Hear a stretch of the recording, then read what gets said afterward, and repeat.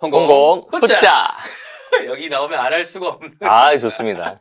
홍콩 후짜. 네, 반갑습니다. 저는 홍콩TV의 홍콩쌤이고요. 자, 오늘 또 정말 근사한 우리 에듀테크에 있어서 선구자 맞죠, 그죠? 아, 감사합니다. 그렇게 불러주시죠. 선구자로 해야 됩니다, 이제부터는. 그래서 선구자이신 우리 작가님을 모셨는데요. 일단 소개부터 부탁드리겠습니다. 예, 저는 이진우라고 하고요. 제가 여기 이제 홍콩 선생님께서 굉장히 멋있게 에듀테크 선구자라고 소개를 해주셨는데, 저는 원래 삼성전자에서 그 크롬북이라고 여러분 아마 들어보신 분이 계실 거예요. 미국 학교에 많이 보급됐던 그 노트북 같은 네, 맞습니다. 네, 그렇죠? 그래서 그게 2011년에 미국에서 최초로 이제 출시되면서 미국 시장을 완전히 이제 잡아먹었거든요.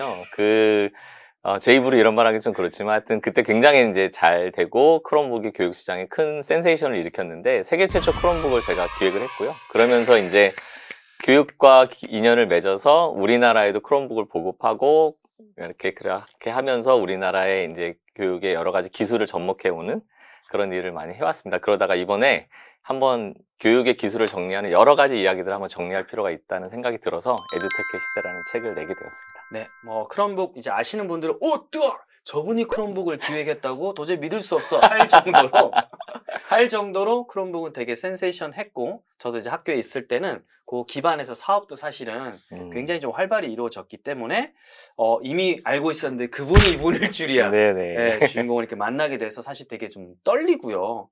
그리고 에듀테크에 대해서 또 많이 또 연구를 하시고, 그 다음에 뭐 미국이든 어디든 자주 왔다 갔다 이렇게 하시는 네. 모습을 보고는 찐이다, 여분. 오늘 한번 저희가 좀 뽑아봐야겠다. 마침 또 사무실이랑 되게 가까워가지고 한번 좀 질문을 드리려고 하는데요. 일단 책 에듀테크의 시대라는 이 책은 일단은 미래교육이라든지 에듀테크에 관심이 있는 부모님들 있잖아요. 도대체 학교에서 지금 무슨 일이 벌어지는 거야? 맞습니다. 왜 애한테 태블릿이 나오는데 도대체 뭐 하고 있는 거야? 궁금한 분들은 꼭 한번 읽어보시고, 그 다음에 뭐 저를 포함해서 많은 교육자분들도 보시면 정말 굉장히 많은 내용들이 이렇게 담겨 있고 또 메시지도 좀 강렬합니다. 자, 그래서 첫 번째, 결국 에듀테크, 테크, 기술이란 말이 들어가는 건데, 교육에 왜 기술을 이제 적용을 해야 된다고 생각하시나요? 그래서 참 교육에 아직까지도 제가 그 재밌는 일화가 하나가 있는데, 네. 제가 예전에 어느 지방의 교육연수원이라고 이제 선생님들을 교육시키는 이제 기관이죠. 거기에서 노트북을 쫙 깔아놓고 그 선생님들 연수할 수 있는 기회가 있었는데, 네. 선생님들이 들어오시면서 노트북이 쫙 깔려있으니까 이러시더라고요. 이거 뭐야, 나 이런 거 싫어하는데. 네네, 이랬던 몇 년 전이긴 하지만 그랬을 정도로 이제 교육의 기술이라는 것이 어떻게 보면 굉장히 멀리 떨어져 있었죠. 근데 선생님들이나 뭐 학부모님들께서 많이 겪으셨겠지만, 제가 이 책에서 얘기한 교육의 기술을 적용해야 되는 이유를 한 7가지 정도로 좀 정리를 해봤습니다. 그러니까 첫 번째로는 잘 아시겠지만 코로나가 터지면서 이제 학교가 섰죠, 완전히. 완전 저희 그때 전원 나갔죠. 네, 네. 그러니까 교육이 완전 중단됐잖아요. 그러면서 급하게 막 온라인 교육, 뭐 EBS의 뭐 온라인 클래스라는 것도 만들고. 정말 다들 애썼습니다. 네, 그때 선생님들도 엄청 고생하셨죠. 진짜, 와. 네. 그러다가 이제 막 온라인 뭐 여러 가지 툴을 이용해서 원격 수업을 하기 시작하셨잖아요. 그래서 첫 번째로는 제가 이제 꼽았던 게 교육의 안정성을 확보한다는 측면. 네, 그러니까 오프라인으로 등교하지 못하는 상황이 앞으로도 충분히 있을 수 있다는 거죠. 또 다른 팬데믹이 올 수도 또 있고. 다른 전염병, 예를 들면 뭐 여러 가지 뭐 정세의 불안함, 뭐 자연재해 발생, 또 여러 가지 앞으로 그럴 가능성은 충분히 있다. 그런 걸 대비해서 앞으로 이런 교육의 또 다른 수단을 확보한다는 측면에서 기술이 굉장히 중요하다는 생각을 했고요. 두 번째가 시공간 확대입니다. 지금 이제 생각해 보시면 공교육에서는 학교에서 종 치면 수업 시작하고 종 치면 또 끝나고 이렇게 학교 가서 수업을 하잖아요. 맞아요. 그런데 기술을 쓰게 되면 뭐 경험하셨겠지만 팬데믹 시대에 이렇게 온라인으로서 수업이 가능하니까 어디에 있든지 수업이 가능하고 또 어떤 시간에 구애받지 않고도 수업을 할 수 있다는 거죠. 그 다음에 또 하나가 요즘 이제 학교에서 많이 프로젝트 기반 수업 많이 하시잖아요. 네. 그래서 이제 선생님들이 모둠 활동이라고 그러죠. 모둠을 아이들 짜주고 모둠별로 과제를 주고 모둠 아이들이 토론하고 정리하고 나와서 모둠별로 발표하고 있는데, 이러다 보니까 선생님들이 뭘 하시냐면 시간이 너무 부족하다는 거죠. 교육 과정에 시간은 다 정해져 있고 진도는 나가야 되고. 맞아요. 근데 그렇게 많이 하고 싶지만 시간이 너무 부족해요라는 말씀을 굉장히 많이 하셨거든요. 근데 기술을 사용하면 그런 것들에 들어가는 시간을 굉장히 줄일 수 있다. 효율적으로 쓸 수 있는 확실히 그렇죠. 네. 그 다음에 또 빼놓을 수 없는 추가적인 요소가 재미있다는 겁니다. 기술을 쓰면. 제가 어느 고등학교를 서울 시내에 있는 고등학교를 교사 연수 때문에 간 적이 있었는데 이렇게 복도를 쭉 지나갔거든요. 근데 수업이 진행되고 있었는데 진짜로 학생들의 절반 이상이 설마? 예, 추리닝을 뒤집어 쓰고 엎드려서 자고 있는 걸 제가 현장으로 직접 이제 봤습니다. 물론 얘기는 그전에도 학생들이 많이 잔다는 얘기는 들었는데 제가 눈으로 직접 보니까 굉장히 충격적이었어요. 이게 그쵸, 슬프지만 또 이게 일어나기도 합니다. 네. 그렇죠. 그러면서 이제 앞에 계신 선생님은 굉장히 무표정한 얼굴로 수업을 하고 계셨어요. 그래서 더 슬프다. 네, 그래서 제가 너무 안타까워서 연수를 요청하신 선생님한테 선생님 애들이 이렇게 많이 자네요. 그랬더니 그 선생님이 저한테 뭐라고 하셨냐면 그 얘기가 더 저는 슬펐는데 아 애들이 학교 왜 오는지도 잘 모르는 것 같아요. 이렇게 대답하셨어요. 그래서 제가 너무 슬펐는데 기술을 잘 쓰는 학교에서는요 선생님들이 공통적으로 하시는 답변이 있습니다. 애들이 안 자요. 일단 네, 왜냐하면 주도권을 아이들한테 주고 아이들한테 뭔가 자꾸 해보라고 하다 보니 애들이 안 잔다는 거예요. 주도성에서 좀 차이가 있을 수 있어요. 그렇죠. 자꾸 이 기술을 쓰는 수업은 근본적으로 아이들한테 자꾸 뭔가를 하게끔 유도하고 스스로 뭔가를 하게 하기 때문에 졸리지 않는 거죠. 쉽게 얘기하면. 그 다음에 또 제가 굉장히 이 기술을 적용하는 것에 있어서 중요하게 생각하는 건데 데이터라는 것을 확보하는 거예요. 데이터라고 하면 어떤 데이터일까요? 학생들이 뭔가 예를 들면 이런 거죠. 지금 생각해 보시면 제가 학교 갈 때마다 많은 연수를 선생님들과 하면서 뭐라고 질문을 던지냐면 초등학교는 1학년에서 6학년, 중학교 3년, 고등학교 3년인데 어떤 아이가 이 학교에 입학해서 졸업할 때까지 수많은 활동을 하고 뭐 과제도 내고 시험도 보고 많은 것을 하는데 이 학교에서는 그 한 학생에 대해서 어떤 것을 기록으로 남기고 있습니까? 라는 질문을 던져요. 네. 그럼 대부분의 선생님들이 이제 이렇게 서로 쳐다보시다가 답은 정해져 있죠. 우리 나이스 기록. 네, 생활기록부가 있습니다. 네, 생활기록부. 저도 생기부 한 표. 네, 근데 뭐 아시겠지만 홍 선생님 너무 잘 아시겠지만 생활기록부에 기록되는 기록이라는 것이 매우 제한적이죠. 입체적이진 않죠. 네, 그래서 저도 이제 고등학생과 중학생 아이를 두고 있는데 학부모님들이 나이스 접속해서 생기부 볼 수 있잖아요. 네, 맞아요. 그래서 들어가서 보면 학부모 입장에서는 뭔가 제 아이만의 특별한 기록, 정말로 아이가 학교에서 어떻게 생활했지? 과제는 어떻게 잘하고 있었나? 친구들이랑 관계는 좋은가? 이런 거 다 알고 싶은데 너무나 그냥 제너럴한 기록이 써있어요. 교과서적인 기록이죠. 그렇죠. 그 다음에 그래서 보게 되는 게 행동 발달 사항, 선생님이 이 아이에 대해서 특별하게 써주는 칸이 그것만. 최후변론. 네, 그런 거잖아요. 네. 거기에 굉장히 이제 포커스 맞추게 되는 그런 걸 보면서 우리나라 학교에서 아이들이 수많은 것을 하지만 기록이 안 된다. 근데 기록이 안 되다 보니까 진로 지도라든지 이제 앞으로 미래 교육의 주된 방향성인 개인화된 교육 과정 같은 걸 짤 때 그럼 도대체 무슨 근거로 짜느냐는 거예요. 그러니까 유니크함도 어떤 그 데이터에서 기반해서 나와야 되는 그럼요. 것인데. 그렇죠. 데이터가 없는데 그럼 이 아이가 뭘 잘하고 뭘 못한지를 어떻게 판단해서 어떻게 교육 과정을 짜주냐는 거예요. 그러니까 기술을 써서 그 아이에 대한 모든 기록을 가능한 한 남겨야 그 분석을 통해서 그 아이에 맞는 교육 과정을 만들어낼 수 있고 이 아이가 뭘 좋아했는지 싫어했는지를 파악해서 진로 지도까지도 활용할 수 있는 그동안 우리나라 학교에서는 너무 데이터가 쌓이지 않았다. 근데 기술을 쓰면 데이터를 쓸 수 있다는 거고요. 네. 여섯 번째가 가장 미래의 중요한 역량인 협력을 강화시켜줄 수 있다. 하긴 들어보니까 요즘은 혼자서 잘하는 애들보다는 협력 잘하고 소통 잘하는 애들을 무조건 선발을 하는 경향이 강하더라고요. 그럼요. 제가 아까 서두에 제 소개를 하면서 제가 크롬북 기획자입니다 이렇게 말씀드렸잖아요. 근데 제가 삼성전자에서 이제 그 상품 기획이라는 팀에 있으면서 세계 최초 크롬북을 기획하게 된 건데 제가 어디 나가가지고 세계 최초 크롬북을 제가 만들었습니다 라고 말하면 사실 거짓말. 편집 그렇게 할까요? 왜냐하면 제가 삼성전자에서 어느 하나의 제품이 만들어지기까지는 사실은 수백 명의 사람들이 모여서 일을 합니다. 저는 상품 기획자였기 때문에 개발팀, 뭐 디자인팀 이런 분들하고 의견을 조율해서 이런 제품을 만들고 싶은데 어떻게 디자인하실 수 있냐, 어떤 기능을 구현할 수 있냐, 그걸 끊임없이 조율하고 같이 일정을 맞춰가면서 하나의 제품을 탄생시키게 되거든요. 그래서 큰 조직일수록, 오늘 작은 조직도 그렇지만 나 혼자 할 수 있는 일은 앞으로 미래 시대는 점점 더 줄어들게 될 거고요.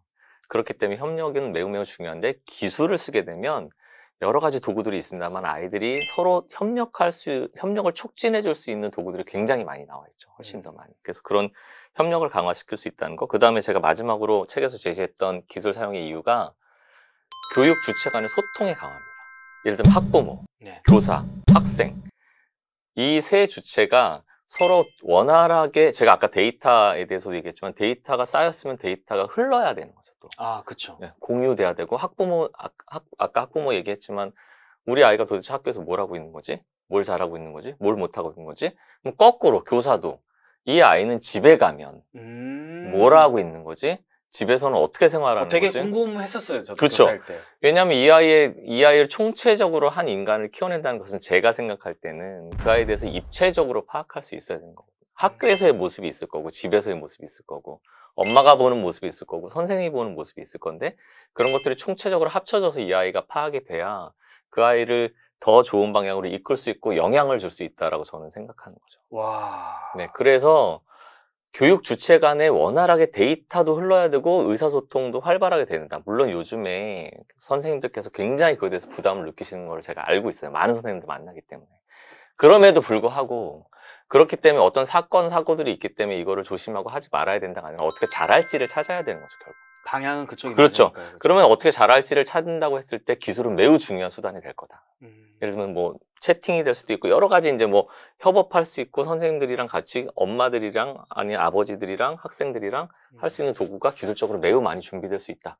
그래서 지금 이렇게 7가지를 교육에 왜 기술을 써야 되는지 이유를 제시하고 있습니다. 그렇죠. 하나하나 들어봤을 때 지금 사실 방향성은 기술이 지금 들어오는 게 맞고 어쨌든 활용하는 쪽으로 가는 게 지금 맞다라는 건 공감을 하실 건데, 근데 지금 약간 우리는 아직도 이제 국영수 입시 위주로 재편되어 있는 이 상황 속에서 기술을 쓰는 게 좀 마이너스지 않을까 이런 걱정을 하는 것도 또 기존 부모 입장에서 너무 좀 당연한 고민이라는 생각이 드는데, 갑자기 하나씩 한번 풀어가보도록 네네. 할게요. 그러면 이제 왜에 대한 것은 저희가 당위성은 좀 약간 그래도 머리는 네. 생각한 것 같은데, 어떤 기술적 도구를 선택을 하는 거로부터 출발을 해야 될까요, 네. 저희가? 그래서 이 기술을 교육에 쓴다 그러면 굉장히 이제 좀 모호하실 수 있어요. 이걸 조금 더 손에 잡히는 그림으로 좀 설명을 드리면 네. 현실적으로는 하드웨어와 소프트웨어로 나눌 수가 있습니다. 음. 그렇죠? 하드웨어가 있고 이제 프로그램이 있는 거죠. 학부모님들이나 교사분들이 학교에서 쓰시는 하드웨어라고 하면 일단 스마트 기기가 있어요. 아, 그거가 사실은 거의 대부분 그렇죠. 우리의 미래교육 에듀테크일 수도 있어요. 그렇죠. 선생님들이나 학부모님들이 생각하시는 미래교육에 있어서 기술을 쓴다고 하면 일단 컴퓨터, 태블릿. 네, 나눠주는구나 네. 이거 하시잖아요. 그런데 그 스마트 기기에도 굉장히 다양한 종류가 있습니다. 운영 체제별로 다르고요. 우리나라 학교에서는요, 정확하게 말씀드리면 5가지의 스마트 기기를 교육부에서 학교에서 선택할 수 있도록 제시하고 있습니다. 5개나 예, 있었어요. 그게 뭐냐면 안드로이드 태블릿이시죠? 태블릿. 잘 아실 거예요. 근데 안드로이드 운영 체제가 있는 태블릿, 그 다음에 애플이 만든 아이패드, 그 다음에 윈도우가 깔려져 있는 노트북이 있을 수 있고요. 그 다음에 제가 이제 세계 최초로 기획했던 크롬북이라는 게 있을 수 있고요. 네. 그 다음에 최근에 국내 기업인 네이버가 만든 웨일북이라는 게 있습니다. 웨일까지는 봤는데 웨일북도 나오네요. 네, 그래서 이렇게 5가지가 학교의 선택지로 보통 제공이 됩니다. 그러면 학교에서 이 5가지 중에 하나를 선택을 해서 우리 학교에서는 이걸 씁시다라고 판단하게 되는 거죠. 어허. 그래서 하드웨어적으로는 이렇게 5가지 중에 판단을 하게 되고요. 소프트웨어적으로는 아마 이 방송을 보시는 학부모나 이제 교사분들도 좀 잘 아시겠지만 아이가 계정을 받아서 이제 뭐 학교에서 무슨 계정 받아가지고 로그인하고 이런 거 많이 보셨을 거예요. 네. 그 계정이 뭐냐면 여러 기술 기업들이 제공하는 교육용 소프트웨어 플랫폼의 계정입니다. 정확하게 말씀을 드리면 구글에서는 구글의 워크스페이스 포 에듀케이션이라는 교육용 소프트웨어 플랫폼을 학교에 제공하고 있고요. 애플에서는 스쿨 매니저라는 게 있고 마이크로소프트에서는 마이크로소프트 팀즈라는 게 있어요. 팀즈 들어봤어요. 그 다음에 우리나라 네이버에서는 웨일 스페이스라는 걸 학교에 제공합니다. 네, 그래서 이 소프트웨어 플랫폼은 4가지가 있는데 이 소프트웨어 플랫폼도 학교에서 선택을 해요. 우리 학교에서는 구글을 쓰자, 마이크로소프트를 쓰자, 애플을 쓰자, 네이버를 쓰자 선택하는 거죠. 그래서 그 계정을 아이들한테 발급하게 되는 겁니다. 그래서 제가 기술 선택의 문제를 얘기할 때 그렇지만 안타깝게도 제가 많은 학교에 가서 이 학교에서는 왜 이거를 선택해서 이런 도구를 쓰고 계십니까? 라고 물어봤을 때 죄송하게도 이러한 이유로 인해서 이 도구를 우리는 선택해서 쓰고 있습니다. 라고 명쾌하게 답변을 하시는 경우가 굉장히 드물었어요. 방금 이 카테고리에 대한 사실은 저도 이제 전직 교사로서 그런 고려를 하는 게 하는 게 아니라 선정됐다. 그렇죠. 돈이 내려온다. 라고 그렇죠, 그렇죠. 그렇게 약간 탑다운 형식으로 되다 보니까 선생님들 입장에서도 중간에 좀 껴가지고 당황스러운 경우가 사실 좀 많은 것 같다 보니까 그런 좀 상황이 있을 수 있는. 네, 그래서 뭐 홍 선생님 너무 잘 아시겠지만 학교에 원래 기자재 선정위원회라는 게 있습니다. 기자재 선정위원회라는 게 있어서 아까 제가 말씀드린 5가지에 대해서 교육청에서 이번에 기기를 학교에 보급하니까 학교에서 뭐를 선택할지를 선택해서 회신해 주세요. 교육청에서 보통 이렇게 이제 공문이 오거든요. 예전에는 학교로 예산을 주는 경우도 있었는데 최근 들어서는 학교로 예산을 주지 않고 교육청이 공동구매라는 걸 하는 경우가 많기 때문에 학교에다가는 그냥 의견만 물어보는 거죠. 이번에 이 학교에 100대를 줄 건데 태블릿 받으실 거예요? 뭐 아이패드 받으실 거예요? 크롬북 받으실 거예요? 웨일북 받으실 거예요? 윈도우 노트북 받으실 거예요를 내부적으로 논의하셔서 회신 주시면 그거를 교육청이 공동구매해서 이제 보내드릴게요. 이렇게 되거든요. 저희 최근에는. 때보다 좀 업그레이드가 된 네, 것 같습니다. 최근에는 그렇게 됐는데, 근데 사실은 저는 그게 좀 올바르지는 않다고 봅니다. 왜냐하면 교사나 학생이나 학부모까지도 포함해서 기술을 누가 선택하냐는 문제는 매우 중요하거든요. 그러니까 편한 것만 생각을 했었는데 그렇죠. 생각을 사실은 주체가 되면 해봐야 되는 거예요. 그렇죠. 왜냐하면 그래야지 기술이 내가 선택할 수 있는 기술적 수단이 뭐뭐가 있는지 일단 알아야 되고요. 그 기술적 수단의 장단점도 알아야 되죠. 선택하려면. 그러면 사실은 더 중요하게는 교사가 내 수업의 미래의 방향성이 뭔지를 정해야 되고 그 수업을 하기 위해서 필요한 기술적 도구는 무엇인가를 교사나 교육 주체들이 모여서 정해야 되는 거죠. 그러면 우리는 이러이러해서 이 도구를 선택하기로 했습니다가 답이 명확하게 나오겠죠. 근데 지금 그런 거 없이 그냥 교육청에서 준다고 했을 때 체크해서 회신해서 그냥 기기나 소프트웨어가 막 뿌려지기 때문에 그런 점이 굉장히 좀 안타까운 상황입니다. 뭔가 능동적으로 하드웨어나 소프트웨어를 쓰기 힘든 출발점이네요. 애초부터. 맞습니다. 주니까 편하게 주니까 네. 해볼까? 네. 이거 갖고 이런 상황이 이제 돼버리는 거잖아요. 그러면 방금 이제 어떤 이제 기술적 도구를 할 것인가 했을 때 소프트웨어, 하드웨어 조금 더 이제 저도 이제 지금 들으면서 좀 더 이제 버전 1.1 똑똑해지는 것 같은데